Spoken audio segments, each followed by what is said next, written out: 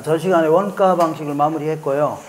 이번엔 비교 방식 알아보겠습니다. 232페이지 비교 방식. 자, 비교 방식은 최근에 거래했던 사례를 가지고 가격이라든가 임대료 이런 걸 정해보겠다 하는 거를요. 그 비교 방식이라는 겁니다. 자, 그러면 먼저 가격을 책정하는 방식을요. 거래 사례 비교법, 임대료를 구하는 거를요. 임대 사례 비교법 하는데 거래 사례 비교법을 먼저 알아보겠습니다. 자, 거래 사례 비교법은요. 최근에 거래됐던 사례를 가지고 차이점을 수정하겠다 그런 얘기인데, 자, 내가 이제 요 부동산을 평가하려고 한다. 그러니까 요 부동산이 내가 살던 아파트인 건영 아파트입니다. 무슨 아파트라고요? 건영 아파트를 평가하려고 합니다. 이때 요게 이제 김포 지역인데 사례는요, 요 우리 동네에서 구하는 게 좋을 겁니다. 어떤 동네라고요? 사후지구 아파트 단지. 물어봅니다. 무슨 지구라고요? 사후지구 아파트 단지. 여기서 구하는 게 좋은데, 만약에 이런 데 사례가 없다 그러면 요 지역과 유사한 지역들이 있습니다. 풍무지구 아파트 단지, 북변지구 아파트 단지 이런 데서 구할 수도 있죠. 그러니까 얘랑 거의 비슷하게 생겼다 그러면 애들 학교도 여기 있고 남편 직장도 있고 생활 근거도 이건데 얘는 비싸고 얘 똑같이 생겼다면, 얘는 비싸고 싸다 그럼 싼 거 이용해 비싼 거 이용해? 싼 거 이용하는 과정에서 가격대가 거의 비슷해집니다. 이걸요 대체 관계가 성립된다 이런 얘기입니다. 근데 막 이런 데 사례를 구하면 되는데 이런 데도 사례가 없다면 다른 용도 지역 내에도 아파트 몇 동도 있을 수 있어 없어요? 있죠. 그래서 얘가 비슷하게 생겼다면 무슨 관계가 있다고요? 대체 관계가 성립되면서 가격대가 비슷해지는 겁니다. 그래서 사례를 구한다 하더라도 이 정도에서 구해야 되지 이 벗어나면 대화인데요. 별 관계 없다는 얘기입니다. 이 정도는 얘랑 비슷하게 생겼다면 대체 관계가 성립되면서 가격대가 비슷해진다는 얘기죠. 여기서 구하면 돼요. 자, 지금부터 사례를 구하려면요. 232페이지 여기 요 옆에 이렇게 어쩌고저쩌고 써 있죠. 이거 좀 알아볼게요. 자, 맨 먼저 첫 번째는요. 이 사례를 구하려고 하는데 이 사례가 비정상적으로 거래한 사례다. 예를 들어 사기당했다든가 금매로 거래했다든가 아니면요 수용당했다 이런 것들을 구하면 대화인데요. 안 됩니다. 근데 아무리 찾아봐도 정상적으로 거래한 사례가 없다는 얘기죠. 그때는 어쩔 수 없이 선택은 가능하지만 얘를 정상적으로 거래한 사례로 바꿔놓을 수 있어야 됩니다. 이걸요 사정 보정이 가능해야 된다 해줍니다. 다시 할게요. 이렇게 특수한 사정이라든가 개별적인 동기, 사기당했다든가 아니면 금매로 거래했다든가 이런 걸요 특수한 사정이라든가 개별적인 동기가 개입된 사례를 선택하면 대화인데요. 안 되는데 아무리 찾아봐도 정상적으로 거래한 사례가 없다는 얘기죠. 그럼 어쩔 수 없이 선택은 가능한데 이거를요 정상적으로 거래한 걸로 바꿔놓을 수 있어야 됩니다. 이걸요 사정 보정한다 해줍니다. 뭐라고요? 사정 보정. 자, 그럼 두 번째는 이렇게 해서 두 번째는요 얘는 2년 전에 3억에 거래된 사례랍니다. 근데 얘는요 요즘에 얼마냐 물어보는 거 아닙니까? 그럼 얘도 요즘에 거래한다면 올랐을까 안 올랐을까요? 올랐죠? 이것도 반영시켜줘야 됩니다. 이걸요 시점 수정이 가능해야 됩니다. 그러니까 가능하면 최근에 거래했던 사례를 구해야 되지 50년 전에 거래했던 사례를 구하면 돼야 한대요?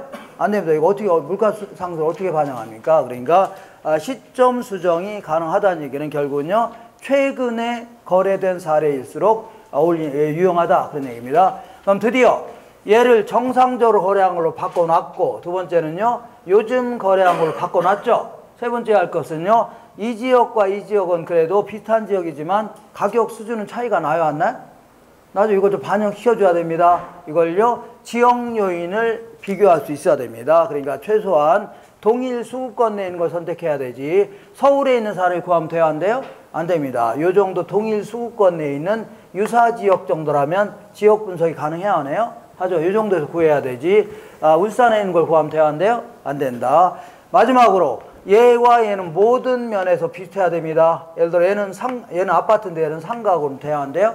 안 되고 얘는 철근 콘크리트 조인데 얘는 벽돌조다 이거 돼야 한대요? 안 되고 얘는요 1년밖에 안 되는데 얘는 50년대 아파트다 돼야 한대요? 안 되고 얘는요 5층짜리 아파트인데 얘는요 50층짜리 아파트다 그럼 돼야 한대요? 안 돼요. 모든 면에서 거의 비슷해야 됩니다. 알겠죠? 모든 면에서 어떻다고요? 거의 비슷해야 됩니다. 항상 하듯이 저랑 이 조인성 정도는 모든 면에서 비슷하면 비슷해요? 거의 비슷하잖아요. 제가 키는 조금 작지만 그래서 얼굴은 좀 낮잖아요. 그러니까 차이점만 수정하면 되는 거 아닙니까? 그래서 모든 면에서 비슷해야 되지. 다르면 돼야 안 돼요? 안 된다는 얘기입니다. 그래서 세 번째는요, 모든 구조라든가 용도, 면적, 경관절 이런 거에서 거의 비슷해야지 사례지. 무슨 다르면 사례가 돼야 안 돼요? 안 됩니다. 이렇게 해서 사례자로 이렇게 선택했다. 그러면 오른쪽 메뉴에 볼게요. 233페이지 메뉴에 이게 왜 이런 게 나옵니까? 이거 읽어보시고, 자, 지금부터 내려가 볼게요. 여기다 한번 다시 적어볼게요. 자, 요 정도에서 구해야 되는데, 요 부동산을 평가하려고 한다. 그러면 이걸 인근 지역이라는 겁니다. 대상 부동산. 근데 여기서 사례가 없을 때는요, 유사 지역에서도 구할 수 있다. 유사 지역에서 구할 수 있고, 때로는요, 동일 수권 내에서 구할 수 있는데, 사례를 여기서 구했다고 치자. 여기서 사례를 구했다. 자, 그러면 맨 먼저 해야 될 것은요, 이게 2년 전에 3억에 거래된 사례다. 그러면 사례 부동산의 가격에다가 이제 이걸 수정해 주는 겁니다. 차이점 수정하겠다는 얘기죠. 이걸 사례 자료를 정상화 시킨다 입니다. 첫 번째 해야 될 것은 얘가 만약에 비정상적으로 거래한 사례다. 금매로 거래했다든가 이럴 수 있죠. 이때는 정상적으로 거래한 걸로 바꿔놔야 됩니다. 이걸요, 사정 보정한다 해줍니다. 뭘 한다고요? 사정 보정한다. 두 번째는 얘는 2년 전에 3억에 거래된 사례인데 얘는 요즘에 얼마냐 그런 얘기 아닙니까? 그럼 얘도 요즘에 거래했더라면 올랐을까 안 올랐을까요? 올랐죠? 이걸 반영시켜줘야 됩니다. 이걸요, 시점 수정한다 해줍니다. 뭐라고요? 시점. 그럼 그러면 얘를 비정상적으로 거래한 거를 정상적으로 거래한 걸로 바꿔놨죠? 두 번째는 2년 전에 거래한 사례를 요즘에 거래한 걸로 바꿔놨죠? 그러면 이제 세 번째 할 일은 아무리 비슷한 지역이라 하더라도 이 지역과 이 지역은 가격 수준이 좀 차이가 납니다. 예컨대 이쪽으로 지하철이 통과하는 바람에 이쪽이 좀 비쌉니다. 그래서 지역적인 요인도 차이가 나면 반영해줘야 돼, 안 해줘야 돼요? 해줘야 돼요. 이걸요, 지역 요인을 비교한다 해줍니다. 마지막으로 똑같이 건영 아파트 하더라도 얘는 베란다 안 텄고 얘는 텄다. 그러면 등기에 비싸요? 안 등기에 비싸요? 등기에 돈 좀 들어가니까 비쌀 거 아닙니까? 개별 요인도 차이가 나면 비교해야 됩니다. 그리고 토지 같은 경우는요, 면적도 비교해야 됩니다. 차이가 난다면. 되셨죠? 이렇게 해서 이 순서 좀 기억하세요. 사시지계면이다.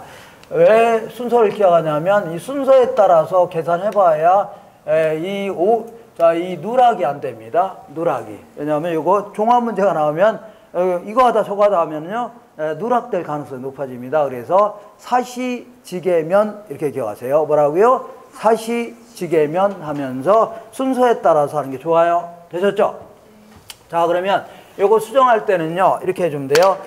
자, 거기 없는데 사례 부동산의 가격에다가, 자, 무조건 사정 보정할 때는 무조건 사례분의 대상, 뭔지 모르겠지만 이렇게 일단 놓으세요. 그리고 시점 수정하는 방법은 두 가지 형태로 물어봅니다. 지수법 이렇게 물어보고 변동률법이라고 물어볼 수 있습니다. 변동률법 이렇게.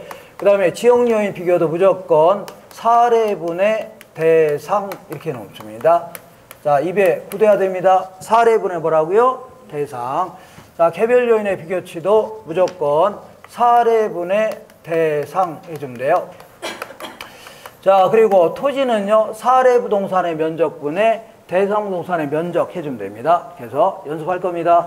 자, 계산할 때는요, 사례 부동산의 가격에다가 무조건 사정 보정할 때는요, 사례분의 대상을 100분의 100을 놔요. 일단 놓은 다음에 얘는 사례만 조정해주면 돼요. 뭐만 조정하라고요? 사례가 10% 고가로 거래했다 10을 더해주면 돼요.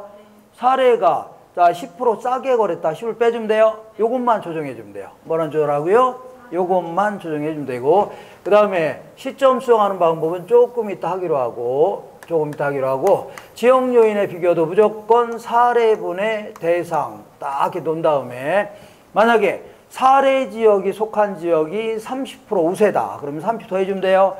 대상 부동산에 속해 있는 지역이 10% 열세다. 그러면 10을 빼주면 돼요. 우세한 쪽에다 우세한 정도 더해주면 돼요. 열세한 쪽에다 열세한 정도 빼주면 됩니다. 개별 요인도 똑같이 사례분의 대상을 100분의 100을 놨습니다. 사례분의 대상. 자, 먼저 사례가 개별적으로 20% 우세다. 20 더해주면 돼요. 대상이 개별적으로 15% 열세다. 15 빼주면 돼요. 이렇게 해서 전부 다 곱해주면 됩니다. 이게 바로 뭐라고요? 비교해서 준항가치, 비준가치라는 겁니다. 그래서 이런 얘기를 233페이지, 234페이지 맨 위에까지 설명한 거니까 요거는 다 필요 없고 235페이지 문제만 풀주하시면 돼요. 뭐만 풀라고요? 문제만 풀주하시면 돼요. 자, 볼게요. 자, 그 계산형 문제 볼게요. 계산형 문제. 사례 토지가 매입자의 강매로 인하여 비정상적으로 거래했네요. 시장 가치보다 10% 고가로 거래했다. 사정보정치는 밑줄 쳐볼게요. 사례 토지가 밑줄 쳤나요? 자, 이 10% 고가 몇 프로라고요? 10% 고가로 거래했다. 그러면 사례분의 대상인데 사례만 조정하라고 했죠? 10% 고가니까 10을 더해주면 됩니다. 10을 더해주면 110이 되는 겁니다. 이렇게 한 게 사정보정치입니다. 이렇게 해야 금액이 작아지죠? 이렇게 해서 하면 작아질 거 아닙니까? 곱게 거래했으니까 대상은 좀 줄어들어야 할 거 아닙니까? 그 얘기하는 겁니다. 자, 그러니까 얘는 사례만 조정해주면 돼요. 사례가 10% 고가로 했다. 10을 더해주고 10% 싸게 거래했다. 10을 빼주면 돼요. 이렇게.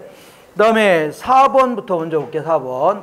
사례 토지가 대상 토지보다 지역적으로 20% 우세일 경우에 지역 요인의 비교치는 밑줄 쳐볼게요. 사례 토지가 지역적으로 20% 우세. 밑줄 쳤나요? 사례 토지가 지역적으로 20% 우세다. 자, 사례분의 대상인데 사례 토지가 20% 우세라고 했죠? 20 더해주면 됩니다. 그럼 120 이렇게 해주면 돼요. 그럼 20% 우세인지 열세인지 어떻게 합니까? 이건 우리가 알 바가 아니라 평가사가 알 일이고 우리는 이런 식으로 계산한다면 아시면 돼요. 이런 식으로. 5번 볼게요. 5번. 대상 토지가 사례 토지보다 개별적으로 25% 열세일 경우에 개별 요인의 비교치. 밑줄 쳐볼게요. 대상 토지가 25% 개별적 요인에서 25% 열세. 대상 토지가 뭐라고요? 개별적 요인에서 25% 열세. 자, 보세요. 사례분의 대상인데 대상 토지가 25% 열세라고 했죠? 25 빼주면 돼요. 그러면 75가 됩니다. 이렇게 한 거를요, 개별 요인의 비교치라는 겁니다. 되셨죠? 그리고 이 시점정하는 방법은 물가 상승을 반영하는 방법은 두 가지 형태로 물어봅니다. 두 가지 형태로. 어떻게 물어보냐면 만약에 자 2년 전에 거래 시점인데 기준 시점에서 만약에 부동산 물가지수가 이때는 100이었는데 이때는 130이다. 그러면 2년 동안 몇 프로 올랐다는 얘기예요? 30% 올랐다. 그러면 100분의 130 이렇게 해주면 돼요. 이렇게 계산하는 걸요. 지수법이다 해줍니다. 이렇게 물어볼 수 있고 만약 이렇게 물어볼 수 있습니다. 이렇게 2년 동안요. 매년 부동산 물가가 10%씩 올랐답니다. 매년 얼마씩 올랐다고요? 10%씩 올랐다. 그러면 이때는요. 우리 투자론에서 공부했던 일시불의 미래가치계를 곱해야 돼요. 1 플러스 10%면 0.1이죠. 요거에 2년 지났으니까 2제 곱해주면 돼요.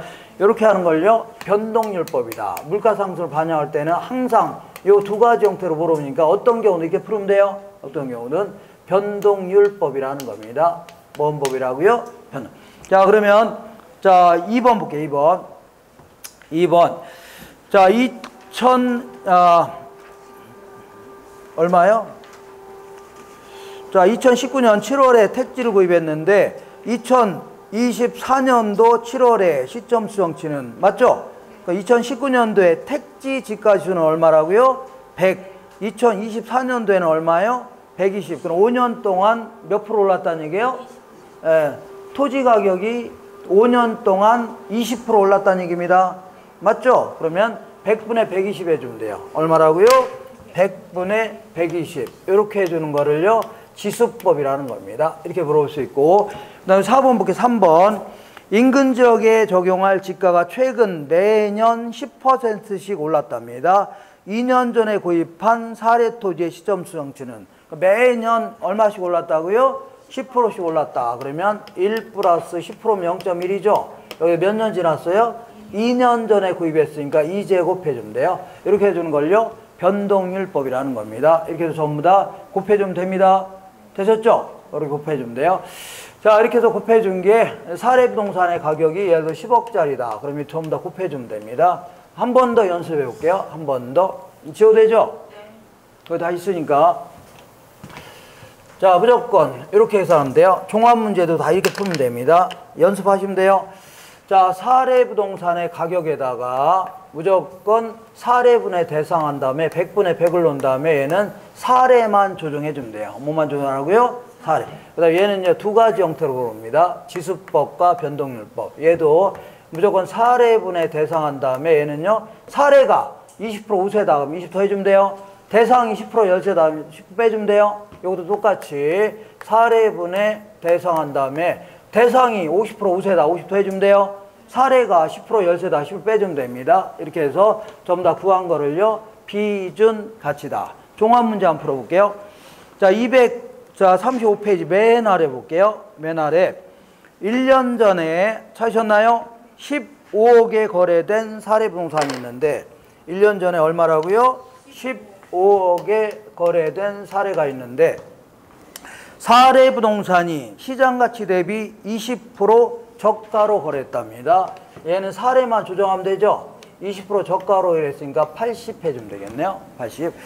자, 그 다음에 거래 시점의 지수는 100인데 기준 시점은 120이랍니다. 그러면 그동안 20% 올랐다는 얘기죠? 100분의 120 해주면 돼요. 자, 그 다음에 또한 대상 부동산이 지역 요인에서 20% 열세, 사례분의 대상인데 대상 부동산이 20% 열세니까 20 빼주면 돼요. 80 해주면 됩니다. 80. 그다음에 사례 부동산이 개별 요인에서 20% 우세랍니다. 사례 부동산이 개별 요인에서 20% 우세니까 사례를 20 해주면 돼요. 이렇게 해주면 돼요. 자, 그러면 얘는 더하기 빼기가 없으니까 무조건 15억 곱하기 100 나누기 80 곱하기 120 나누기 100 이렇게 주면 돼요. 해주면 되는데 나는 이 학교 다닐 때 약분의 천재였답니다. 약분의 뭐라고요? 천재였대요. 그러면 이때는 위아래 같은 수는 없애면 돼요. 얘랑 얘랑 약분됩니다. 얘와 얘도 약분 돼야 한대요. 되고 얘와 얘도 가능하고 얘와 얘도 가능하죠. 그러니까 다 없어졌네요. 얼마 남아요? 15억 답하면 됩니다. 알겠죠? 15억. 자, 연습해 보세요. 자, 이번에는 만약에 자, 개별 요인의 비교치라든가 지역 요인의 비교치가 한 개가 주어지는 게 아니라 여러 개가 주어진다. 그러면 여러 개 다 곱해야 됩니다. 여러 개 어떻게 하고요? 다 곱해줘야 됩니다. 예컨대 문제를 통해서 확인할게요. 자, 236페이지 볼게요. 맨 위에 감정평가 대상이 되는 부동산의 거래사례 부동산의 개별 요인의 항목별 비교 내용이 다음 같을 경우에 상승식으로 산정한 개별 요인의 비교치는 다만 결과값은요 소수점 넷째 자리에서 반올림해라. 그러니까 그 밑에 박스를 보니까 항목이 4개나 되네요. 개별 요인의 비교치가 몇 개라고요? 4개나 되네요. 그러면 4개 다 곱해줘야 돼요. 100분의 100 사례분의 대상, 사례분의 대상. 얘도 뭐라고요? 사례분의 대상. 얘도 뭐라고요? 사례분의 대상. 이렇게 해주면 됩니다. 자, 그럼 하나하나 다 집어넣어야 됩니다. 하나하나. 자, 첫 번째 볼게요. 첫 번째. 가로의 폭이라든가 구조 등 상태에서 대상 부동산이 5% 우세다. 사례분의 대상인데 얘가 5% 우세니까 5를 더해주면 돼요. 105로 해주면 되겠네요. 이렇게. 자, 두 번째 볼게요. 자, 고객과의 유동성과의 관계에서 대상 부동산이 3% 열세다. 사례분의 대상인데 얘가 3% 열세니까 97 해주면 됩니다. 세 번째, 형상 및 고조는 동일하다. 그러면 얘는 고칠 필요 있어 없어요? 그대로 놔두면 됩니다. 네 번째, 행정상의 규제 정도에서 대상 부동산이 4% 우세다. 사례분의 대상인데 얘가 4% 우세니까 104 해주면 돼요. 되셨죠? 그러니까 요거는 얘는 1이니까 얘는 하나만 하죠. 그러니까 실전에서는 얼른 빼면 돼요. 얼른 뭐라고요? 빼고 나머지만 곱하면 됩니다. 나는 학교 다닐 때 이런 거 무지하게 잘했다. 100으로 나누면 앞으로 2칸 갑니다. 몇 칸이라고요? 앞으로 2칸. 그래서 1.055 나옵니다. 곱하기 앞으로 2칸 가면 0.97. 요거는요, 앞으로 2칸 가면 1.04 이렇게 됩니다. 좀 더 곱하면 되는데, 나 이런 거 잘 모르겠다. 그러면 105 나누기 100 곱하기 97 나누기 100 곱하기 104 나누기 얼마요? 100 해주면 되고, 나 이런 거 잘하면 이렇게 해주면 돼요. 자, 그러면 계산하면 1.05924가 나올 겁니다. 05 뭐라고요? 924 이렇게 나올 겁니다. 그러면 얘는 소수점 넷째 자리에서 반올림하라고 했으니까 이 소수점이죠? 하나, 둘, 셋, 넷이 요거 아닙니까? 여기서 5가 넘어가면 하나 올려줘야 돼요. 5가 안 되니까 없애면 되겠네요. 그래서 정답은 1.059 해주면 돼요. 뭐라고요? 1.059. 자, 마지막으로 이거 연습해 보세요. 자, 지금부터 몇 가지만 더 정리한 다음에 넘어가겠습니다. 234페이지 볼게요. 자, 234페이지 위쪽에 보니까 자, 보충해 갖고 지역 요인 및 개별 요인의 비교 방식이라고 있어 없어요? 있죠. 이때 평점법은 이게 여러 개가 나왔죠. 항목을 하나하나 다 곱해 줘야 됩니다. 하나하나 뭐라고요? 다 곱해 주면 되고, 만약에 그 밑에 종합적 비교법이라고 하나만 나왔죠? 하나만 곱해 주면 돼요. 알겠죠? 하나 나오면 하나 곱해 주면 돼요. 여러 개 나오면요, 여러 개 다 곱해 주면 돼요. 되셨죠? 이렇게 하시고, 그 다음에 배분법이라고 해서 얘는 뭐냐면 이런 얘기입니다. 배분법은 얘는요, 자, 대상 토지는 낮입니다. 낮이 A. 낮인데 아무리 찾아봐도 동일 수권 내 낮이가 거래된 사례가 없다는 얘기죠. 그럼 어쩔 수 없이 건부지를 선택할 수도 있습니다. 여기 이제 대상 토지고, 자, 어쩔 수 없이 사례 토지를요, 건부지를 선택할 수도 있어요. 알겠죠? 비슷한. 이때는 이 건부지, 요 토지 건물 한꺼번에 거래한 게 10억인데 10억 가지고 이렇게 수정하면 돼야 한대요? 안 됩니다. 10억 가지고 이 건물은 빼야 될 거 아닙니까? 건물 부분과 토지 부분으로 나눠줘야 됩니다. 그런 다음에 토지의 가치를 가지고 수정해 줘야 되겠죠? 이렇게 하는 걸 뭐라고요? 배분법인데 이걸 어떻게 계산하냐 안 물어봅니다. 그냥 예를 들어서 건물의 가치는 7억이라고 알고 있다. 그러면 7억에서 10억 빼면 되는 거죠? 아, 10억에서 7억 빼면 될 거 아닙니까? 아주 매우 간단한 겁니다. 만약에 토지와 건물의 가격 구성 비율이 7대 3이다. 건물과 토지. 그러면 70% 올려주면 되죠? 이렇게 하면 되니까 걱정 마세요. 이런 거 안 물어보니까. 다음 이것만 하세요. 자, 대상 부동산은 낮이고 사례 부동산은 복합 부동산이다. 건부지라는 얘기죠? 이때는 건부지가 통째로 10억에 거래됐으면 10억 가지고 수정하면 돼야 한대요? 안 되고 이거를요, 건물 부분과 토지 부분 나눠줘야 되죠? 나누는 걸 뭐라 한다고요? 배분법이라는 겁니다. 뭐라 한다고요? 배분법을 가지고 활용할 수 있다는 얘기죠? 이렇게 마시면 돼요. 되셨죠? 안 물어봐야 다른 거 이렇게 마시면 의미만 하시면 돼요. 이렇게. 그 다음에 공시지가 기준법은요, 우리 여태까지 했지만, 자, 공시지가 기준법은 A라는 토지의 가치를 평가해달라. 그러면 주변에서 거래된 사례를 가지고 하지 말고 정부가 지역마다 표준지를 정해놓고서 평가한 게 있어 없어요? 요거 찾아내서 수정하라는 얘기죠. 요거를요, 공시지가 기준법이라는 겁니다. 뭐라고요? 공시지가 기준법인데 얘는요, 사시지계면이다. 사시 뭐라고요? 지계면이라 하는데 얘는 계산할 때요, 어떻게 계산하냐면 표준지의 제곱미터당 가액을요, 대상 토지의 제곱미터당 가액으로 수정해 보겠다는 얘기입니다. 그러니까 제곱미터당 가액을 결정하는 거니까 얘는 면적 비교는 할 필요 있어 없어요? 없다. 그리고 얘는요, 어떻게 하냐면 얘 표준지를 정해서 평가할 때 만약에 이게 사기당했다, 아니면 비정상으로 거래했다는 얘기죠. 그럼 정상적으로 거래한 걸 가정해서 평가를 이미 하는 겁니다. 표준지 공시가를 공시할 때 이미 비정상적인 거래라면 정상적으로 거래한 걸 바꿔놓고서 평가해 놓은 겁니다. 그렇기 때문에 굳이 사정고정할 필요 있어 없어요? 없다는 얘기입니다. 이미 다, 자, 이 정상으로 거래한 걸 바꿔놓고 평가한 거예요. 그러니까 이때는 시지계만 해주면 돼요. 시점 수정, 지역요인의 비교, 개별요인의 비교, 요것만 하시면 돼요. 나중에 연습할 겁니다. 하시고. 자, 이렇게 해서 요 정도 정리하시고 하나 넘겨볼게요. 236페이지 보겠습니다. 이번에는 임대사례 비교법은요, 요놈의 적정한 임대료를 최근에 임대했던 사례를 가지고 이렇게 사시지계면 해주겠다는 얘기죠. 이렇게 하는 걸요, 임대사례 비교법이라 하는데 여기서 주의할 게 좀 있습니다. 뭘 주의하냐면, 자, 볼게요. 요거는 대상 부동산이고 요거는요, 사례 부동산인데 요거의 임대료를 가지고 적절히 수정하겠다는 거 아닙니까? 맞죠? 임대사립규모 아닙니까? 근데 조심할 거는 만약에 이게 보증금 5억에 월 300만 원씩 주기로 임대했답니다. 그러면 임대료가 얼마예요? 300만 원 아닙니까? 맞죠? 요걸 가지고 요거 사시지계면 하면서 수정하라는 얘기 아닙니까? 근데 이렇게 하면 돼요, 안 돼요? 안 됩니다. 왜 안 되냐면 이 보증금 5억을 무시하면 돼요, 안 돼요? 안 됩니다. 왜냐하면 보증금이 비싸면 월세는 싸지는 거 아닙니까? 보증금이 싸면 월세 올라갈 거 아니에요?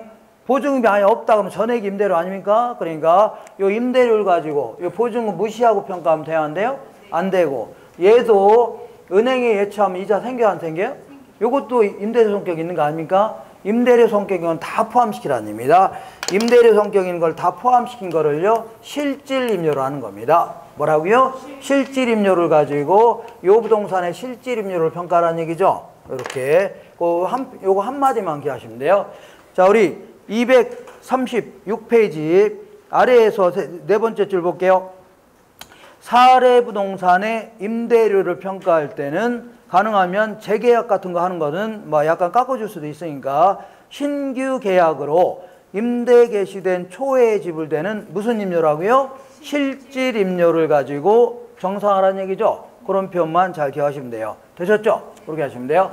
자, 이렇게 해서 거래사례, 임대사례비법도 마무리했습니다. 자, 마지막으로 수익환원법 알아볼게요. 수익환원법은 좀 어렵습니다. 네, 어려우니까 제가 이따가 강조하는 내용 위주로 해서만 좀 공부하시면 거기서 거의 물어봅니다.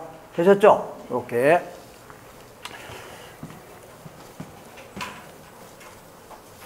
자, 요거 계속 이제 종합문제 계속 연습할 거니까 아까 항상 사시지계면 하면서 기억하시면 누락이 안 될 겁니다. 연습할 거예요. 그리고 지나치게 복잡하다 싶으면요 어떻게 하면 돼요? 제끼면 됩니다. 제껴요. 못 풀어도 돼요. 다 못 맞추니까. 계산 문제 한 10문제 중에 한 5문제만 맞춰도 성공하는 겁니다. 나머지 찌그레도 한 해 정도 맞출 거 아닙니까? 이런 전략을 짜야지.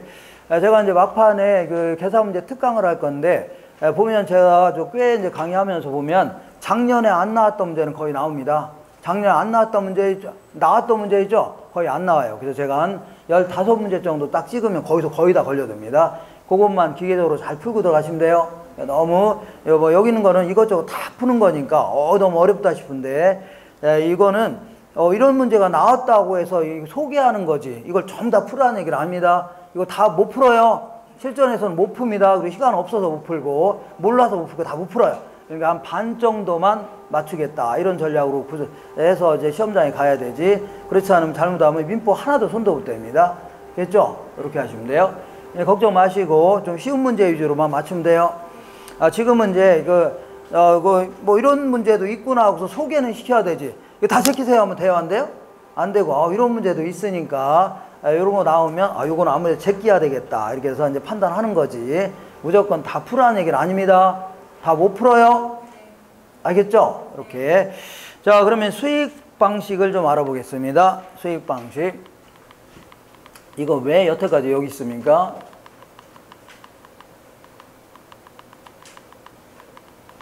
자, 수익 방식은요, 미래 예상되는 수익을 지금 시점의 가치로 할인하거나 환원한다 이겁니다. 그래서 지금 시점의 가치를 구하겠다 그런 얘기인데, 여기는 크게 이제 두 가지 형태가 있습니다. 첫 번째는요, 할인 현금 수지 분석법이라는 게 있고, 두 번째는요, 전통적 소득 접근법 아니면 이걸 직접 환원법 해줍니다. 그러면 할인 현금 수지 분석법 들어봤어요? 안 들어봤어요?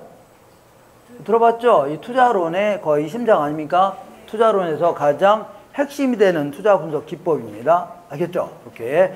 어떤 분은 이거 처음 들어봤답니다. 그래서 공부 얼마나 했냐니까 10년째 한답니다. 근데 처음 들어봤대요. 그래서 이분은 아무래도 10년은 더 해야 되겠다 속으로 생각했습니다. 어쨌거나 두 가지의 가장 큰 차이점은 얘는요 좀 정교하게 계산하는 거고 얘는요 전통적 하니까 아무래도 좀 오래됐죠. 좀 대충 계산하는 거고 그 다음에 정교하게 계산하려니까 시간이 걸려 안 걸려? 걸리는데 대충 계산하니까 시간은 얼마 걸려 안 걸려? 아주 빠르게 계산할 수 있겠네요. 이런 차이점이 있는 겁니다. 그러면 두 가지의 가장 큰 차이점은요. 얘는요. 일정 기간 내 처분할 걸 가정합니다. 내용연수 중에 어떻다고요? 처분할 거를 가정한다면 얘는요. 내용연수대에 끝까지 보유한도 가정하는 겁니다. 끝까지 어떻게 하고요?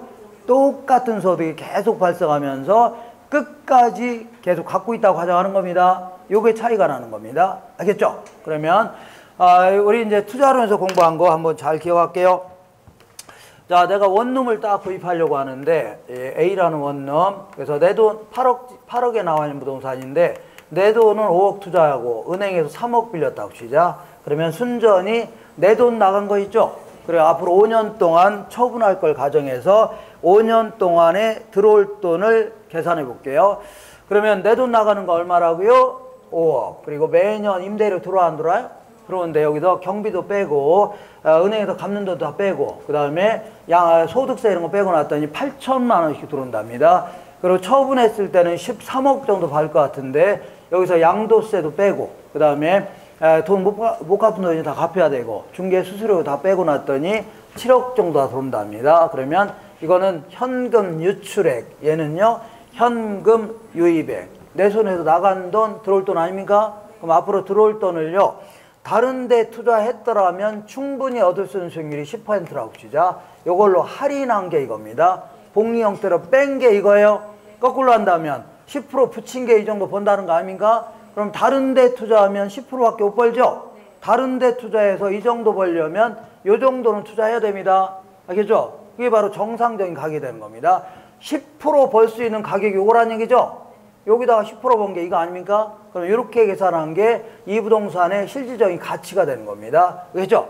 그래서 이게 6억인데 나는 5억밖에 투자하지 않았다 그러면 1억 남는 거 아닙니까? 이렇게 해서 평가하는데 어쨌거나 이런 식으로 평가한 거를 뭐라 한다고요? 할인 현금 수지 분석법이라는 겁니다.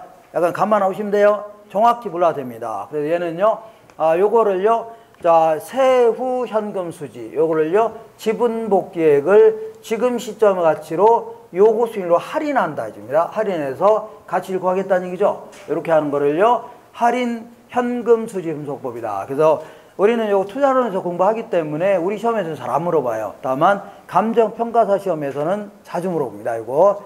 자, 그 다음에 지금부터 끝까지 보유한다고 가정하는 겁니다. 어떻게 보유한다고요? 끝까지 보유한다면 그리고 동일한 소득이 끝까지 영원히 발생한다고 가정하는 겁니다. 똑같은 소득이 어떻게 발생한다고요? 영원히 발생한다면 간단히 순영업소득을요 곧바로 환원율로 나누면 돼요.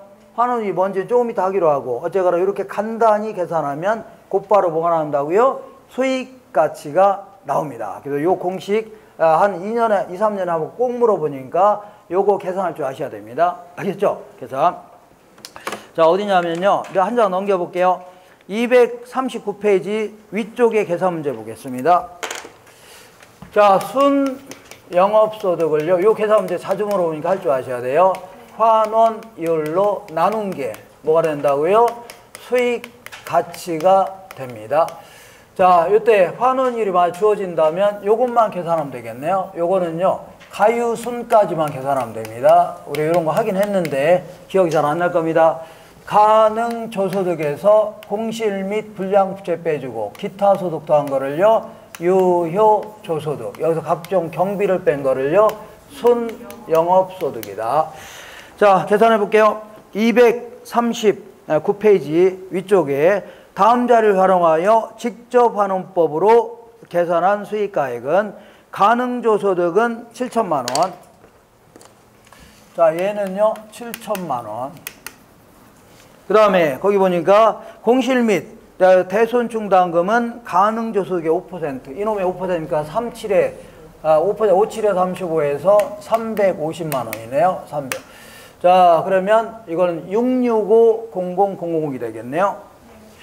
6650만 원이 됩니다. 여기서 이거 빼줘야 돼요. 여기서 자, 영업경비가 유효조소득의 40%랍니다. 이놈의 40% 있죠? 여기다 40% 곱하니까 얼마냐면 2660000 2660000이 되네요. 그럼 요거 빼면 얼마예요? 3990000 3990000 이렇게 되네요. 자, 이거 계산 됐어 안 됐어요? 됐죠? 그러니까 다 됐네요. 이게 얼마라고요? 9900000인데 만약 환원율이 주어졌다면 환원율은 10%랍니다. 그러면 0.1로 나누면 돼요. 0.1로 나누면 항상 공이 하나 더 붙어요. 뭐가 붙는다고요? 공이 하나 더 붙습니다. 그래서 3억 9,900만 원이 됩니다. 그래서 이런 형태의 문제가 자주 물어보니까 여기 할 줄 아셔야 돼요. 환원율이 주어진다면 이것만 계산할 줄 아셔야 돼요. 가유순까지는 계산해야 돼요. 이렇게 이건 하긴 했는데 이런 거 처음 들어보나요? 가유순 전후 할 때 가유순까지만 계산하면 됩니다. 되셨죠? 자, 그래서 요거 자 이렇게 간단히 계산할 수 있다는 얘기죠. 간단히. 근데 요거는 전제 조건이 요 동일한 소득이 영원히 발생한다고 가정해야 돼요. 어떻게 발생한다고요? 영원히. 그리고 자 환원율은 주어져 있다면 이렇게 해주면 돼요. 이렇게 하는 거를 다시 한번 써볼게요. 자, 이 똑같은 소득이 영원히 발생한다고 가정해서 한 해의 순 영업소득을 곧바로 환원율로 나눈 게 가치입니다. 알겠죠? 이렇게 해서 간단히 구할 수 있는데 지금부터 환원율은 어떻게 구성되나 볼게요. 환원율은요. 자본 수익률과 자본 회수율로 구성되어 있습니다. 자본 수익률과 뭐라고요? 자본 회수율로 좀 어렵습니다. 자본 수익률은요. 수익이 영원히 발생할 때의 요구 수익률입니다. 수익이 뭐라고요? 똑같은 소득이 영원히 발생할 때 요구 수익률 얘기합니다. 그러면 토지 같은 경우는 처분하지 않은 이상은 수익이 영원히 발생해요, 안 해요? 그러면 토지는요. 요구 수익률 자체가 뭐예요? 자본 수익입니다. 좀 이따 할 겁니다. 토지는 요구 수익률 자체가 뭐예요? 자본 수익인데 우리 건물 같은 경우는 영원히 발생해요? 발생하다 말아요? 왜냐하면 언젠가는 철거해야 될 거 아닙니까? 그러니까 건물은 영원히 발생하는 게 아니라 발생하다 말잖아요. 그러니까 영원히 발생하도록 하려면 매기 감가될 만큼을 더 빼내는 겁니다. 더 빼내서 착착 쌓아놨다가 똑같은 건물 또 구입하자는 얘기죠. 그런 논리니까 좀 아직은 좀 뭔지 모를 겁니다. 어쨌거나 얘는요.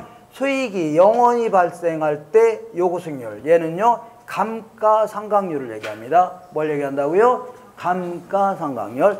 좀 어려우니까 안 하기도 그렇고 그러니까 대충 너는 떠들어라. 나는 이따가 몇 개만 풀겠다만 하시면 돼요. 너는 어떻게 하라고요? 떠들어라. 나는 뭐 이런 거나 좀 어떻게 해보겠다 하시면 돼요. 이런 걸 할 줄 아셔야 돼요. 자, 그러면 지금부터 자 요거에 대해서 알아볼 겁니다. 요거에 대해서 조금 어려우니까 그런 줄 아세요. 자, A라는 토지가 있다고 치자. A라는 토지가 있는데 자, 5년이 지나면요, 지구상에서 매년 1,000만 원씩 순영업소득이 발생한다고 치자. 동일한 소득이 발생한다고 가정해 볼게요. 그리고 5년 지나면 지구에서 땅 뿅 하고 없어진다고 가정해 볼게요. 5년 지나면 뭐라고요? 뿅 없어진다. 그러면 5년 동안 들어온 소득이 이게 다죠? 이게 다일 거 아닙니까? 그러면 자 보세요. 5년 동안 들어온 게 이게 다죠? 요거를 요구수를 할인하게 되면 부동산의 가치가 나옵니다. 되셨죠? 똑같은 논리로 자 보세요. 좀 어렵네요. 자 볼게요. 5년 동안 이만큼 들어오죠? 그럼 요거를 요구수를 할인한 게 토지의 가치입니다. 그러니까 토지의 가치는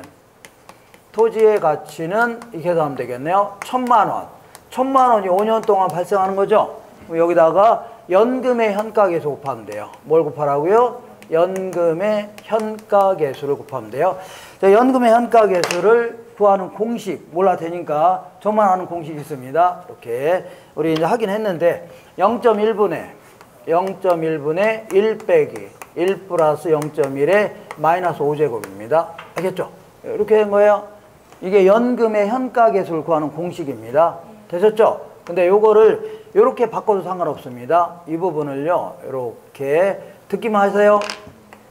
1 플러스 0.1의 5제곱분의 1에도 상관없어요. 알겠죠? 똑같은 겁니다. 똑같은데 이 부분을 끄집어내 볼게요. 이 부분을 딱 끄집어낼게요.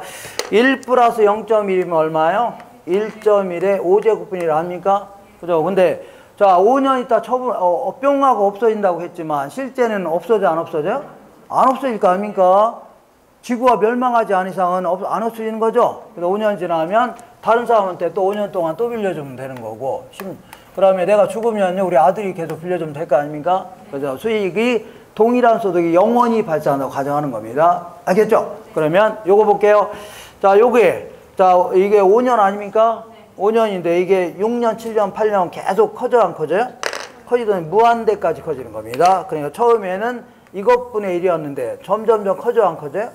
커지더니 무한대까지 커지는 겁니다. 그러면 1을 1조로 나누게 되면 1을 얼마로요? 1조로 나누면 0으로 수렴하게 됩니다. 거의 0이 된다는 얘기죠. 그러면 이 위에가 뭐가 된다고요? 0이 되는 겁니다. 그러면 1 빼기 0 하면 얼마예요? 어떤 사람은 0 그러는데 1에서 아무것도 안 빼면 1만 남는 거 아닙니까? 그러니까 위에는 뭐만 남아요? 1만 남는 겁니다. 1. 그러면 제 1000만 원을 0.1로 나눈 게 뭐라고요? 토지 가격입니다. 되셨죠? 그래서 토지 가격은요. 자, 이 1000만 원을요. 순 영업소득이라고 할게요. 이게 왜 순 영업소득입니다. 조금 이따 하기로 하고 요거를 0.1을요. 자본 수익률이라는 겁니다. 뭐라 한다고요? 자, 자본 수익률이 뭐냐면 토지가 수익이 영원히 발생할 때 요구 수익률 얘기합니다. 토지가 뭐라고요? 영원히 수익이 발생할 때 요구 수익률인데 토지는 수익이 영원히 발생해요? 발생하다 말아요? 영원히 발생하기 때문에 토지는요. 요구 수익률 자체가 자본 수익률입니다. 토지는 뭐라고요? 요구 수익률 자체가 뭐라고요? 자본 수익률입니다. 되셨죠? 그렇게 하시면 돼요. 그러니까 토지는 곧바로 요구 수익률로 나눈 게 뭐라고요? 토지 가격이 되는 겁니다. 되셨죠? 상당히 어렵네요. 근데 이번엔 건물에 대해서 알아볼게요. 요거 이런 거 다 써놨으니까 하지 마세요. 자, 나중에 문제만 몇 문제 풀 줄 아시면 돼요. 근데 토지는 이렇게 풀면 돼요. 이렇게 해서 아주 간단히 계산할 수 있네요. 토지는요. 요구 수익률로 나눈 게 뭐라고요? 토지 가격이 되는 겁니다. 되셨죠? 근데 건물은 그게 아닙니다. 건물은 이렇게 볼게요. 매년 1000만 원씩 순 영업소득이 발생한다고 치자. 그러면 자본 수익률로 곧바로 나누면 돼요, 안 돼요? 안 됩니다. 왜냐하면 건물은 토지 같은 거는 수익이 영원히 발생하죠. 그러니까 곧바로 요구수를 나누면 되는 겁니다. 근데 건물은 영원히 발생해요? 발생하다 말아요? 에이, 발생하다 말죠. 얘는 20년 지나면 철거해야 된다. 철거하면 그저 끝나는 거 아닙니까? 더 이상 발생해요, 안 해요? 안 하는 거 아닙니까? 맞죠? 그러면 어떻게 하냐면 영원히 발생하도록 만들겠다입니다. 영원히 뭐라고요? 발생하도록 만들겠다. 그래서 이 건물의 가치는요. 건물의 가치 A. 저 건물의 가격 혹은 가치는요. 이렇게 순영업소득은 항상 영원히 발생한다고 가정하자. 이렇게. 자, 근데 건물은 수익이 영원히 발생해요? 발생하다 말아요? 하다 말니까 영원히 발생으로 만들겠답니다. 그래서 자, 영원히 발생한다는 가정하에 요구 수익률인 자본 수익률에다가 얘는 이렇게 하는 겁니다. 어떻게 하냐면 얘는 언젠가는 철거해야 되죠. 그럼 매년 감가할 만큼을 더 집어넣어서 더 빼내는 겁니다. 나누는 게 하나는 거예요. 그러니까 감가율만큼을 더 여기다 집어넣고 더 빼내는 겁니다. 알겠죠? 그래서 착착 쌓아놨다가 건물이 철거되면 똑같은 건물 또 구입하자는 얘기죠. 그럼 계속 발생할 거 아닙니까? 또 철거되면 똑같은 건물 또 구입하자는 얘기죠. 이런 식으로 하게 되면 영원히 발생할 거 아닙니까? 이런 논리입니다. 되셨죠? 그러니까 여기다가 자본 수익률에다가 감가율을 다른 말로 자본 회수율이라는 겁니다. 자본 뭐라고요? 회수율을 더 집어넣고 추가로 더 빼내는 겁니다. 더 빼냈다가 건물이 철거되면 똑같은 걸 또 구입하자. 그러면 계속 발생할 거 아니냐 그런 얘기입니다. 알겠죠? 매우 어려우니까 이렇게 다시 할게요. 건물은 수익이 영원히 발생할 때의 요구 수익률인 자본 수익률에다가 매년 감가율 있죠? 추가로 집어넣고 더 빼내는 겁니다. 더 빼내서 착착 쌓아놨다가 건물이 철거되면 똑같은 걸 또 구입하자는 얘기죠? 그런 논리입니다. 알겠죠? 그렇게 해서 좀 어려우니까 어렵다는 얘기 무지하게 하네요. 알겠죠? 자, 그러면 이렇게 해서 이런 얘기를 여기다 쭉 적어놨습니다. 쭉 적어놨으니까. 그리고요, 감가율은요, 자, 이걸 감가율이라는, 감가율은 뭘 가정하냐면, 정액법을 가정하면서 문제를 냅니다. 계산 문제 못해도 돼요? 안 물어보니까. 정액법은요, 이렇게 합니다. 자, 100억짜리가 20년 지나면 철거해야 된다. 그러면, 100억, 잔존가치는 없다고 치자. 그럼 100억 나누기 20년 하면 1년에 얼마씩이에요? 5억씩 감액이 되는 겁니다. 얼마씩 감액이 된다고요? 5억씩. 그러면 매년 감가율은요 100억 분의 5억입니다. 100억 분의 얼마라고요? 이게 매년 감가율입니다. 근데 요거를 약분하면 20분의 1이 되는 겁니다. 결국은요 내육연수분의 1 해준대요. 뭐라고요? 부동산 가치가 100억이라면 100억을 20으로 나누면 5억이 되는 거죠? 그러면 이렇게 되는 겁니다. 20분의 1이 됩니다. 이렇게 해서 계산합니다. 이거는 남아있는 연수를 기초로 해야 돼요. 그래야지 가치가 구해지는 겁니다. 알게 마세요? 자, 이렇게 해서 지우고. 자, 요것만 기억하세요. 아, 건물 같은 경우는 수익이 영원히 발생한다는 가정하에 요구 수익률로 나누면 돼야 한대요? 안 됩니다. 얘는 매년 감가를 더 집어넣어서 추가로 더 빼낸다는 얘기죠? 그런 논리만 기억하시면 돼요. 아, 그것도 하기 싫다 그러면 무시하세요. 자, 그러면 요거는 잠깐 기억할 필요가 있습니다. 자, 어떤 거냐면, 자, 다른 건 다 똑같은데, 다른 건 다 똑같습니다. 근데, 자, 이거 볼게요. B라는 건물은 내용연수가 20년이고, C라는 건물은 50년이다. 그럼 다른 건 다 동일하다면, 20년짜리가 비쌀까요? 50년 쓸 수 있는 건물이 비쌀까요? 50년 쓸 수 있는 건물이 비싸잖아요. 그럼 다른 거 다 동일하다면, 20분의 1 하면 0.05니까 5%입니다. 얘는요, 50분의 1 하면요, 0.02 하니까 2%입니다. 알겠죠? 그러니까 이렇게 해서 나누면 얘는 가치가 떨어집니다. 6,667만원. 얘는요, 가치가 올라갑니다. 8,833만원. 8,400, 알겠죠? 아, 이런 식으로 여기다가 감가율을 조정한다면 부동 가치가 변해, 안 변해? 이렇게 해서 가치를 구하겠다는 얘기입니다. 알겠죠? 좀 어렵네요. 자, 드디어 요거는 좀 기억하세요. 뭘 기억하냐면, 자, 뭐냐면, 우리 이제 이 복합부동산이 있다. 복합부동산이 있는데, 이게 크게 두 가지가 있는데, 아까 얘기한 대로 전통적 소득정법이라는 게 있고, 자녀환원법이라는 게 있습니다. 뭐가 있다고요? 자녀환원법이 있는데, 전통적 소득정법은요, 이렇게 하는 겁니다. 이 복합부동산의 전체의 가치를 구하는 때, 전체 가치를 구할 때, 전체로부터 발생하는 순영업소득이죠. 요거를, 자, 이 토지 건물을 합친 환원율을 뭐라고 하냐면, 종합환원이라는 겁니다. 요걸로 나눈 겁니다. 이렇게 된다면, 약간 가치가 정확성이 좀 떨어집니다. 떨어지니까, 자녀환원법은 어떻게 하느냐면, 토지 따로 계산하고, 건물 따로 계산하는 겁니다. 토지 따로, 뭐라고요? 건물 따로 계산하는 겁니다. 자, 보세요. 토지로부터 발생하는 순영업소득을, 토지는 수익이 영원히 발생해요. 발생하다 말아요? 발생하니까 토지의 자본 수익률로 나누면 돼요. 요구 수익 나누면 됩니다. 되셨죠? 근데 건물은 그게 아닙니다. 건물은 건물로부터 발생하는 순영업소득을, 자, 자본 수익에다가 얘는 그냥 나누면 돼야 한대요? 안 되고 매년 감가율만큼을 더 집어넣어서 더 빼내야 돼요. 이걸 뭐라고요? 자본 회수율이라는 겁니다. 이걸 더해서 추가로 더 빼내자는 얘기죠. 이렇게 하게 되면 얘보다는 훨씬 더 어떻다고요? 정교하게 계산할 수 있겠네요. 그죠? 이거 대충 계산하는 거, 이걸요 정교하게 계산하는 겁니다. 되셨죠? 오케이.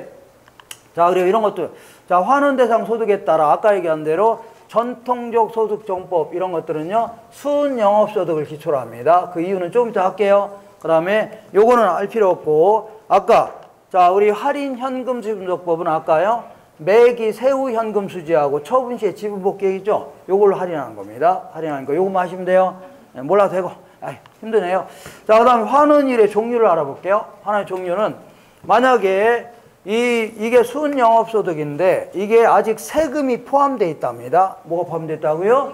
세금이 포함되어 있으면 세금이 포함되어 있는 환원율로 나눠야 돼요. 그래야지 가치가 1억이 됩니다. 얼마 된다고요? 1억. 그러면 만약에 얘가 세금이 빠져있다. 10% 빠진 거 900만 원이죠? 네. 세금이 10% 빠져있다는 얘기죠? 그럼 이것도 세금이 포함되어 있는 환원율인 10%로 나누면 돼야 한대요? 안 됩니다. 얘가 세금이 빠져있다. 그럼 얘도 세금이 빠져있는 환원율요. 요걸로 나눠야 됩니다. 10% 중에 10%가 1% 세금이 빠져있다. 9%라고 치자. 그래야지 1억이 되는 겁니다. 아니, 무슨 얘기 하려고 하냐면 얘가 세금이 포함되어 있다. 그럼 얘도 뭐라고요? 세금이 포함되어 있는 환원율. 얘가 세금이 빠져있다. 그럼 뭐라고요? 세금이 빠져있는 환원율로 나눠야 돼요. 그래야지 똑같아지는 거 아닙니까?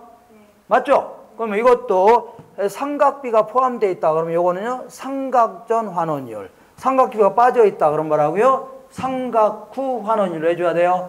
알겠죠? 이렇게. 그럼 환원율은 얘에 따라 달라지는 겁니다. 얘가 세금이 포함되어 있다. 그러면 얘도 뭐라고요? 세전.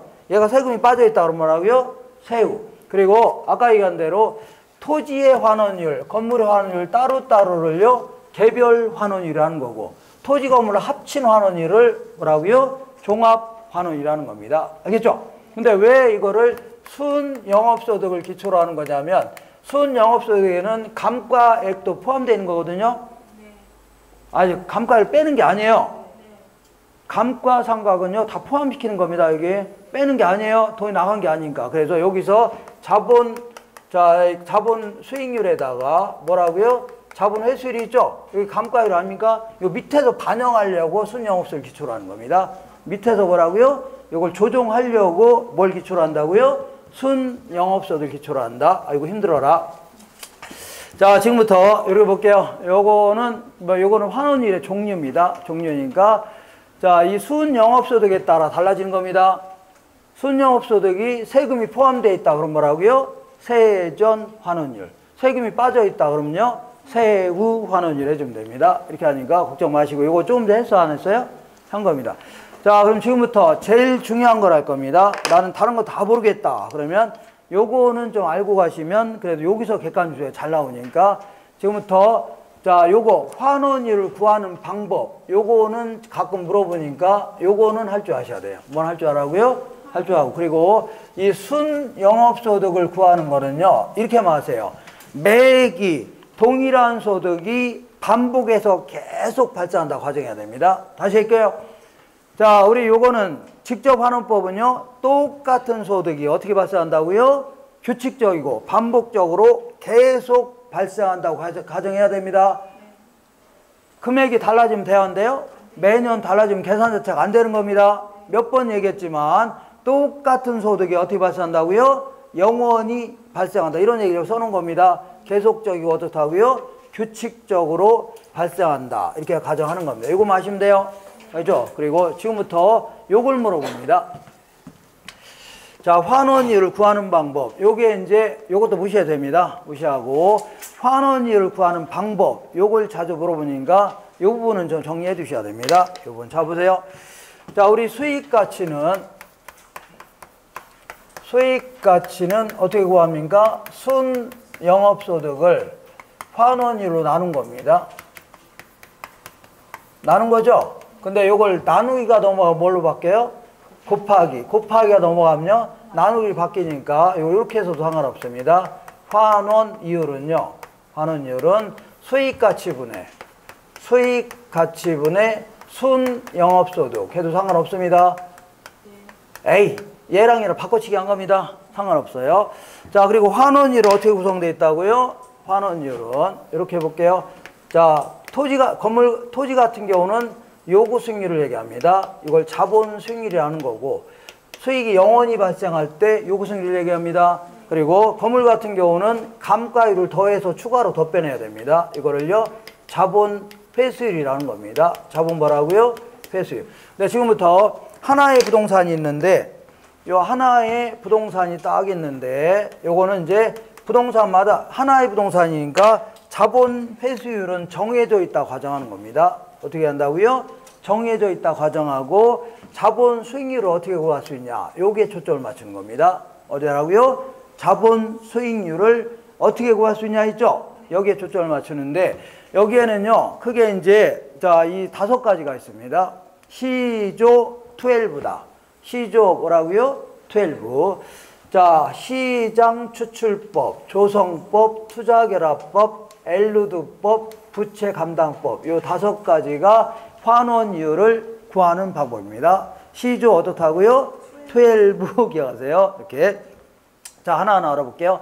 자, 지금부터 환원율을 구하는 방식 중에 가장 이론적인 방식은요, 우리 자 뭐냐면 요겁니다. 조성법 혹은 요소구성법입니다. 우리 토지 같은 경우는 환원율이 뭐예요? 자본 요구수익률 아닙니까? 요구수익률 어떻게 구합니까? 우리 투자론에서 사람들 위험이 커지죠? 그에 상응하는 높은 수익을 요구하는 거 아닙니까? 그죠? 이렇게 해서 구하는 거 아닙니까? A, 요구 수익률은 시장에서의 위험 수준이죠? 체계적 위험에 따라 결정되는 거 아닙니까? 그래서 우리 할인 현금 수준적법에서는 무위험률에다 뭘 더해서요? 위험 할증률을 더하는데 얘는 오래된 방식이니까 옛날엔 이렇게 표현하지 않고 무위험률을요 순수이율, 그 다음에 위험 할증률을요 위험률을 더하거나 뺐다는 얘기죠. 이렇게 해서 구해야 된다. 똑같은 얘기입니다. 다만 얘는 요즘엔 이렇게 좀 이렇게 멋있게 표현하고 옛날에는 무식하게 표현했다 이렇게 하시면 돼요. 그죠? 이게 가장 이론적인 방식 아닙니까? 자, 요구 수익률이 뭐라고요? 위험이 커지면 높은 수익을 요구하죠? 이렇게 계산하는 거 아닙니까? 그죠? 아주 논리적인 방식인데, 근데 문제는 써먹기는 매우 곤란합니다. 왜 그러냐면, 위험이 크다 작다를 판단하는 게 쉬워요, 어려요? 위험이라는 건 기대치에서 벗어날 수 있는 정도를 얘기하는데, 요거를 평가하는 건 아주 쉽지 않아요. 주관성이 많이 개입될 수밖에 없어요. 그래서 아주 논리적인 방식이긴 하지만, 써먹기는 어떻다고요? 매우 곤란하다. 힘돼요? 그래서 그래도 가장 간편하게 쓸 수 있는 방법이 시장 추출법입니다. 시장 추출법은 이렇게 하는 겁니다. 어떻게 하냐면 요 부동산의 환원율을 구하려고 하는데 아주 비슷한 놈이 최근에 거래된 사례가 있다는 얘기죠. 사례 있죠? 사례가 그동안 순 영업소득은요 1,000만 원이었답니다. 1,000만 원이었는데 요번에 요게 1억에 거래했답니다. 얼마 거래했다고요? 1억. 그럼 여기다 집어넣는 겁니다. 여기다가 1억이라고 간주하고 순 영업소득은요 1,000만 원이라고 간주해서 얘는 몇 퍼센트라고요? 10%다. 이렇게 하는 거를 뭐라고요? 시장 추출법인데 문제는 하나의 부동산만 가지고 판단하면 대화인데요. 안 되고 여러 부동산을 평가해서 평균 내서 환원율 구하겠다는 얘기죠. 이렇게 하는 거를 뭐라 한다고요? 시장 추출법이라는 건데 되셨죠? 근데 요거는 아주 간편하게 구할 수 있지만 문제는 요거는 과거에 이미 발생했던 소득 아닙니까? 그리고 이거는 과거에 거래했던 가격이죠? 이걸 가지고 장래 예상되는 요구 수익률을 평가하는 것은 논리에 좀 안 맞습니다. 안 맞지만 그래도 간편하게 구할 수 있기 때문에 매우 자주 쓸 수 있습니다. 알겠죠? 간편하게 써먹을 수 있다는 점에서 매우 자주 써먹습니다. 자, 지금부터 그래서 암기할 때는요 이렇게 암기하세요. 자, 암기할 때는 시장의 사례가 위험 요소가 많이 조성돼 있다. 여기까지 사례 나오면 다 뭐라고요? 시장 추출법. 그 다음에 위험 나오면 뭐예요? 조성법. 이렇게 하세요. 시장의 사례가 위험 요소가 많이 조성돼 있다. 이렇게 하시고 자, 지금부터 공부하는 거는요 전부 다 뭘 공부할 거냐면 종합 환원율을 구하는 겁니다. 뭘 구한다고요? 종합 환원율. 토지 건물을 합친 환원율을 구할 겁니다. 되셨죠? 여기는요 12 해갖고 맨 먼저 투자결합법이 있는데 투자결합법은요 크게 두 가지가 있습니다. 물리적 투자결합법이라는 게 있고 금융적 투자결합법이 있는데 토지 건물을 합친 환원율. 어쨌거나 객관식 문제에서는 무조건 이게 나와야 돼요. 무조건 다르다, 분리될 수 있다 나와야 돼요. 문제 풀다 보면 걸려들 겁니다. 얘도 뭐라고요? 다르다, 분리될 수 있다. 이거 나와야 돼요. 같다, 분리할 수 없다 나오면 틀린 겁니다. 문제 읽다 보면요. 다르다, 객관식에 풀 때 분리할 수 있다 나와야 돼요. 그래서 먼저 얘는 계산 문제 할 줄 아셔야 돼요. 얘는. 근데 얘는 몰라도 돼요. 얘는 거의 안 물어봅니다. 얘는 할 줄 아셔야 됩니다. 자, 얘는요. 토지와 건물의 수익률이 다르고 분리될 수 있다는 얘기는 토지와 수익을 창출하는 능력이 토지와 건물이 다르다. 분리될 수 있다는 얘기는 따로따로 계산할 수 있다는 게 따로따로 계산할 수 있다는 거에 있어야 돼요. 결국은 뭐라냐면 따로따로 계산이 돼 있다는 가정이 있어야 됩니다. 알겠죠? 그래서 따로따로 계산이 돼 있다는 가정이 있다면 자 보세요. 먼저 건물의 환원율은 8%, 토지의 환원율은 몇 프로라고요? 10%. 그러면 얘는 토지와 건물의 가격 구성비가 70% 대 30%랍니다. 이걸 어떻게 판단합니까? 우리가 알 바가 아니고 누가요? 평가사가 알아서 알 바입니다. 그럼 이때 종합 환원율은요. 이거 곱하기 이거 더하기 이거 곱하기 요거 해주면 돼요. 자, 조심할 거는요. 자, 8%에다가 곧바로 30 곱하면 돼야 한대요? 안 되고 1을 기준으로 해야 됩니다. 0.3. 알 수 있죠? 그 다음에 이거 계산할 줄 아셔야 돼요. 토지는 몇 프로라고요? 10%인데 이를 기준으로 할 때는 얼마라고요? 0.7 이렇게 해줘야 돼요. 이렇게 한 거를요 종합 환원율. 요거는 할 줄 아셔야 돼요. 할 줄 아셔야 돼요. 그래 요거는요 금융적 수익화법은 지분 투자자의 요구 수익률과 저당 투자자의 요구 수익률이 다르다. 분리될 수 있다는 얘기죠. 따로따로 계산이 돼 있다는 가정이 있어야 됩니다. 되셨죠? 요거는 요 정도만 하시면 돼요. 알겠죠? 요거는 계산할 줄 아셔야 되고 얘는요 요 정도만 알아도 무지하게 많이 아는 겁니다. 그 다음에 이번에는 엘르드법 알아볼게요. 엘르드법은 자 그러니까 투자는 다르다. 분리될 수 있다 나와야 됩니다. 그 다음에 엘르드법 알아볼게요. 엘르드법은 아주 지저분하게 나와야 됩니다. 어떻게 나오냐면 자 그동안은 똑같은 소득이 계속 발생한다고 가정하는 거죠. 영원히 발생한다고 가정하는데 얘는요 자 일단은 매년 세전 현금수가 달라질 수 있답니다. 요때는 3천만 원, 요때는 6천만 원, 요때는 2천만 원이 달라질 수 있다는 얘기죠. 요것도 고려하고 그 다음에 일정기가 지나면 돈의 일부 갚을 수도 있어 없어요? 그럼 지분이 좀 달라질 겁니다. 지분 형성도 고려하고 그 다음에 얘는 5년 후에 10억에 처분할 수 있답니다. 미래 예상되는 가격도 반영해서 가격을 구하겠다는 얘기죠. 근데 요거는 문제가 되는 게 요거는 5년 후에 10억 정도 된다는 얘기는 5년 후에 팔더라도 얼마가 된다는 얘기예요? 10억은 된다는 거 아닙니까? 그럼 얘는 처분을 가정하는 겁니다. 뭘 가정한다고요? 처분을 가정해서 할인 현금 수익 분석하고 똑같은 거예요. 다만 할인 현금 수익 분석법은 세후 현금치를 기초로 한다면 얘는 뭘 기초로 한다고요? 세전 현금을 기초로 하다 보니까 세금 효과는 무시했다는 단점이 있네요. 뭔 무시했다고요? 세금 효과는 무시했다는 단점이 있네요. 이렇게 하시면 되고 자 이거는 어떻게 공부해도 힘들어요. 그러니까 대충 제가 얘기하는 강조하는 내용이죠. 요거만 머릿속에 살짝 얹혔다가 시험장에 나오면 풀으면 돼요. 지금 멘붕이 오시나요? 멘붕 오시죠? 다들 멘붕 온다고 합니다. 마지막으로 부채 감당법 알아볼게요. 자, 그러니까 암기할 때는요, 엘우드법은요, 지분 형성부도 고려하고, 세전 현금시도 고려하고, 처분 시의 가격지요.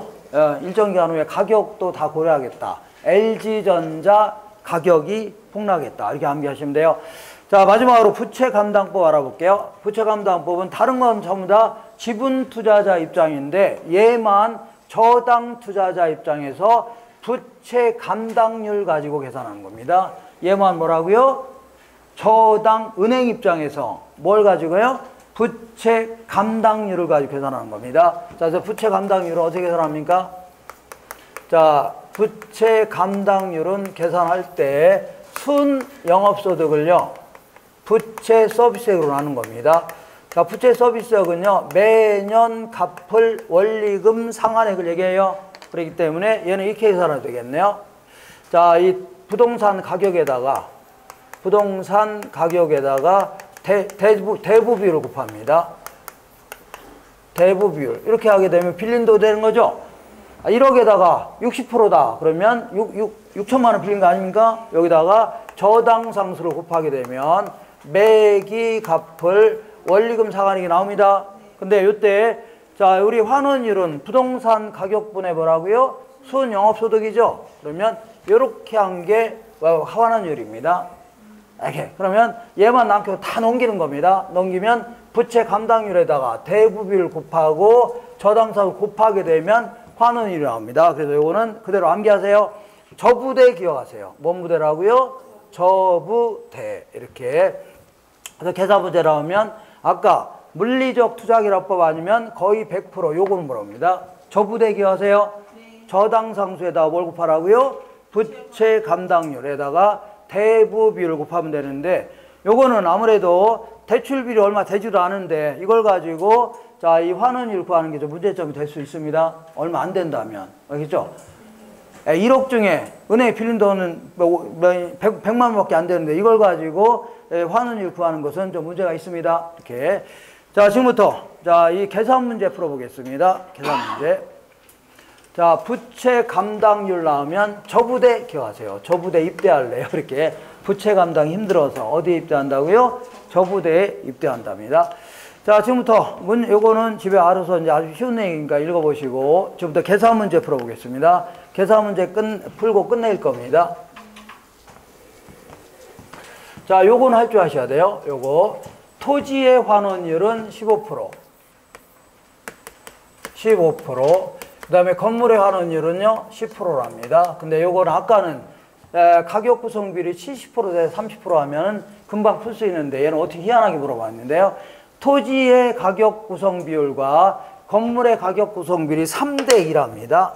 3대2. 이렇게 물어본다면 이렇게 풀어야 돼요. 3대2다. 자, 그러면 이렇게 해서 하는데요. 건물의 환원율은 얼마라고요? 10%. 그 다음에 토지의 환원율은 얼마라고요? 15%. 이렇게 한 다음에 여기다가 두 개 합치면 얼마라고요? 5죠? 그래서 5분의 2는, 자, 5분의 2는요, 건물의 가격 구성 비율이고, 5분의 3은 뭐예요?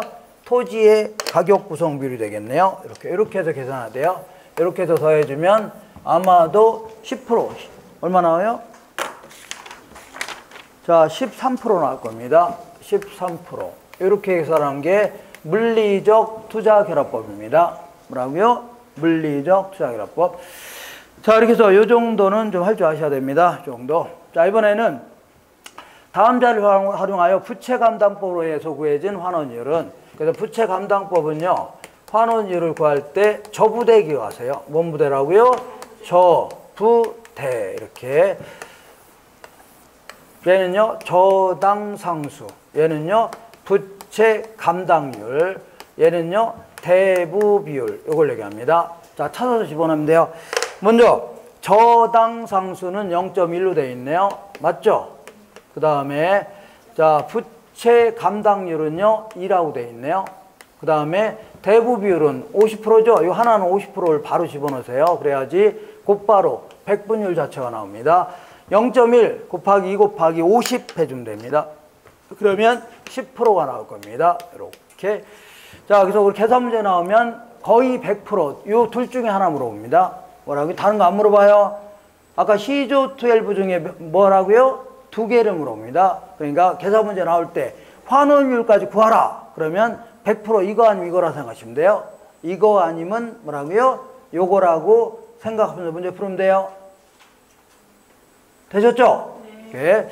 자, 마지막으로 오늘의 끝판왕. 오늘 여태까지 요거 하려고 여태까지 여러 가지 공부를 했던 겁니다. 오늘의 끝판왕. 이거 조대죠? 이제 자, 환원율, 순영업소득도 구하고 환원율도 구하랍니다. 그래서 자, 수익가치는요. 수익가치는 자, 순영업소득을 뭘로 나눈 거라고요? 환원율로 나눈 겁니다. 얘는 어떻게 구하면 돼요? 가유순까지만 구하면 됩니다. 가유순. 가능조소득에서 공실 및 불량업체 빼주고 기타 속토한 거를요 유효조소득. 여기서 영업경비 빼낸 거를요 순영업소득. 이렇게 주면 돼요. 그리고 얘는 100%라고요. 아까 자, 이 물리적 투자결합법 아니면요 부채 감당법 물어봅니다. 자, 볼게요. 자, 먼저 계산해 볼게요. 유효조소득은 3,800만 원. 얘는 3,800만 원이네요. 여기다가 영업 경비가 800만 원이네요. 800만 원. 그러니까 순영업소득은 얼마예요? 3,000만 원이 되겠네요. 자, 일단 요거는 해결됐네요. 요거는 3,000만 원. 자, 해결됐고, 그러면 이제 자, 환원율 구하는데 딱 보는 순간 토지가액, 건물가액의 비율 나오고 토지의 환원율, 건물의 환원율 나왔죠? 요거는 물리적 투자결합법으로 계산하랍니다. 물리적 투자결합법. 자, 그러면 토지의 환원율은 5%, 건물은요 10%, 토지와 건물의 가격 구성 비율이 40% 대 60%입니다. 40% 대 60% 이렇게. 자, 그럼 다 됐네요.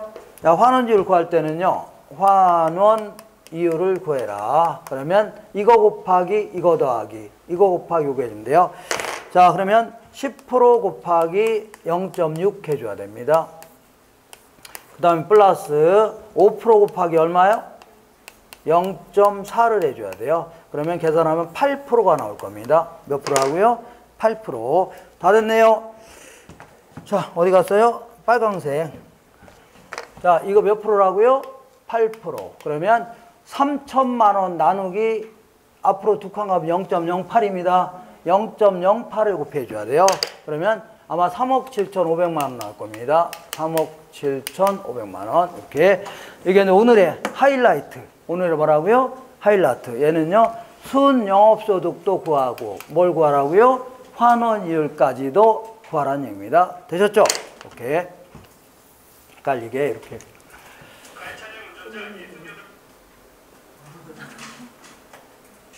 첫별이에요. 자, 요게 이렇게 하시면 돼요. 지워도 되죠? 자, 1분만 하고 끝낼 겁니다. 2분 딱 2분. 지워도 되죠? 2분만 하고 끝낼 거니까 그런 줄 아세요?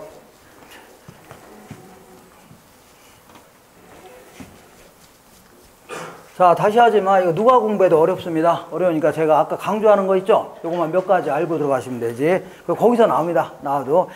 자, 이번에는 어디냐면 240페이지 맨 아래 수익 분석법. 여기서는요, 요것만 하시면 돼요. 그동안 이거 이상 나온 적이 없습니다. 얘는요, 수익 방식에 의해서 임대료를 구하는 방식이다. 요것만 하시면 돼요. 수익 방식에 의해서 뭐라고요? 임대료를 구하는 방식이다. 여기까지는 그동안 물어봤는데, 만약에 나온다면, 볼게요. 어떤 회사가 있다면, 회사가 이제 운영하다 보면, 물건 팔으면 수익이 생겨, 안 생겨요? 수익이 생기면, 수익 창출에 공헌한 자한테 나눠줘야 됩니다. 노동자한테는 임금의 형태, 자본을 투자한다 애들한테는요, 이자라든가 배당, 경영자한테는 이익도 나눠주고, 부동산한테는 임대료 같은 거 줘야 되죠? 이때 수익 창출에 직접적으로 공헌했던 노동자본 경영에 우선해서 배분해주고, 남는 게 있다면요, 부동산에 배분해줘야 된다. 이걸요, 부동산 잔여법에 줍니다. 뭐라고요? 부동산도 공헌했죠? 네. 부동산 뭐라고요? 잔여법이다 줍니다. 토지 같은 경우는 만드는 데 들어간 비용도 없는 거죠? 그러니까 맨 나중에 배분해주라는 얘기입니다. 알겠죠? 얘들한테 배분 안 해주면 다 도망가려고 할 거니까 먼저 배분해주고, 남는 게 있다면 부동산에 배분해줘야 돼요. 이때 만약에 이 사람이 회사를 운영하지 않고 이걸 임대한다고 치자. 임대한다면 이렇게 부동산 잔여법 하에 나오는 임료 있죠? 이걸 순임료라고 할게요. 요 임료에다가 아무리 임대만 한다 하더라도 재산세 이런 거 나가 안 나가요? 나갈 거 아닙니까? 그 다음에 유지수선비 이런 거 나가겠죠? 요것도 받아내야 되겠네요. 그래서 각종 필요로 하는 재경비 있죠? 요것도 좀 받아내야 되겠네요. 이렇게 해서 계산한 거를요, 수익 임료로 하는데, 요거는 다른 거 안 물어보니까 요것만 하세요. 요거는 기업용 부동산에만 이렇게 적용할 수 있는 거지, 다른 부동산은 적용할 수 있어, 없어요? 없다. 한마디마다 기억하세요. 얘는 뭐라고요? 기업용 부동산에만 적용할 수 있다. 정리할 수 있죠? 이렇게만 하시면 돼요. 자, 그리고요, 뭐냐면 가격 공시제도가 있는데, 그거는 다음 주에 제가 시작하자마자 이거 한번 딱 정리하는 문제 풀 겁니다. 그리고 처음부터 나갈 거니까 다음 주부터는 문제집도 들고 오세요. 예상 문제집 할 겁니다. 예상 문제 있죠? 그거 가지고 할 거니까. 그리고 시작하자마자 뭘 한다고요? 가격 공시제도 잠깐 정리하고 문제 풀고 바로 그 다음 냉칭 할 겁니다. 처음부터. 알겠죠? 이렇게 해서 교재를 다 끝냈고 얼른 들어 쉬시고 다음 주에 깔끔한 상쾌한 기분으로 다시 시작하겠습니다. 고생하셨습니다. 수고하셨습니다.